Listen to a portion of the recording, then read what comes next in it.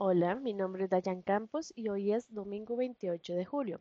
Para el trabajo de esta semana de legislación tributaria estaré hablando sobre los hechos generadores de las cédulas de ley 7092. Como hemos visto a lo largo del curso, el hecho generador es el suceso o acontecimiento que da origen a la obligación tributaria. En caso de las cédulas de rentas de capital, tanto mobiliarias como inmobiliarias, y las ganancias de capital inmobiliarias, este hecho generador varía ligeramente según el tipo de renta o ganancia. Existen cédulas de rentas de capital inmobiliario. El arrendamiento, el hecho generador se produce en el momento en que se percibe el pago de la renta, ya sea de forma total o parcial. Y el subarrendamiento, similar al arrendamiento, es el hecho generador ocurre cuando se recibe el pago correspondiente al subarrendamiento. Ganancias de capital inmobiliario. El hecho generador se presenta en el momento en que se concreta la operación de la ganancia, o sea, la venta de un inmueble. El hecho generador se produce en el momento de la firma de la escritura pública de compraventa y el pago del precio o la permuta de un inmueble. El hecho generador ocurre en el momento en que se formaliza el intercambio de los bienes inmuebles. Hay que considerar también que el periodo del impuesto, por ejemplo, que generalmente coincide con el periodo en el que se produce el hecho generador.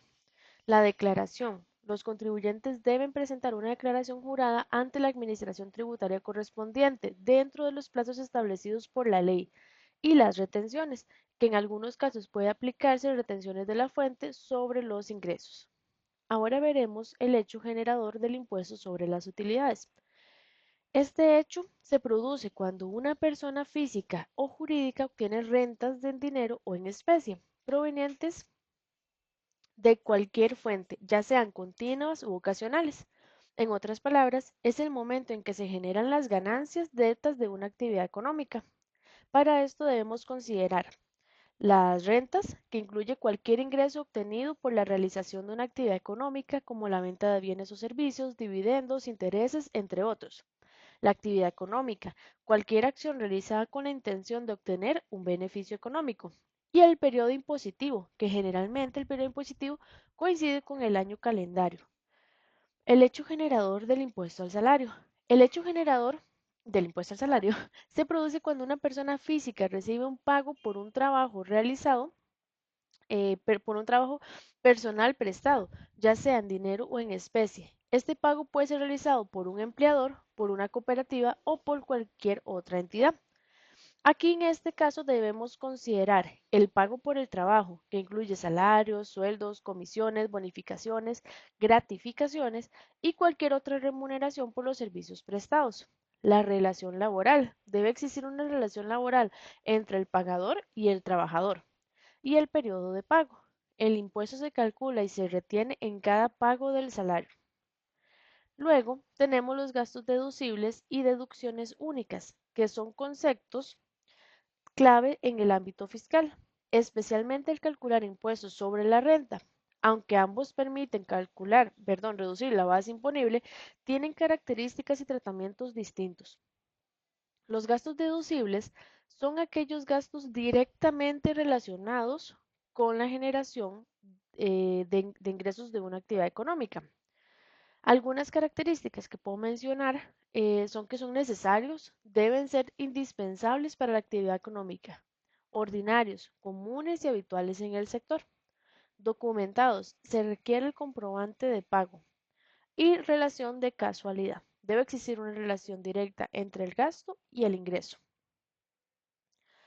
Las deducciones únicas son disminuciones directas a la base imponible, sin estar necesariamente ligadas a los gastos específicos.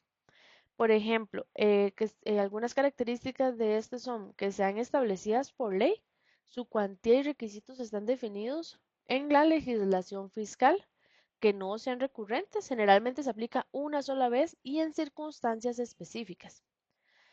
Independientes de los gastos, no requiere comprobantes de pago. ¿Cuál es la diferencia principal? que son los gastos deducibles, se reducen de la base imponible al restar los costos directamente relacionados con la generación de los ingresos. Y las deducciones únicas reducen la base imponible de forma directa, sin estar necesariamente vinculados a gastos específicos, y suelen ser establecidos por ley. Entonces, de esto podemos mencionar algunos ejemplos de los gastos deducibles. Son aquellos que están directamente relacionados con la generación de ingresos de una actividad económica. Por ejemplo, gastos del personal, que son salarios, prestaciones sociales, seguros sociales, etc. Gastos de alquiler, pago de alquileres de locales comerciales como las oficinas, almacenes, bodegas que se tengan. Gastos de suministros, compras de materias primas, insumos, materiales de oficina y todo lo que conlleve la palabra suministros. Gastos de servicios, estos serían como el agua, la luz, gas, teléfono, internet y otros servicios. Gastos de mantenimientos y reparaciones, reparación de maquinaria, reparación de oficinas, equipos, vehículos, etcétera. Gastos de publicidad y promoción, publicidad en medios de comunicación, folletos, muestras gratis, etc.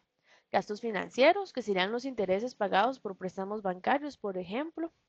Depreciación de activos, que es la disminución del valor de los activos fijos en el paso del tiempo, que tenemos los edificios, maquinaria, vehículos, etc.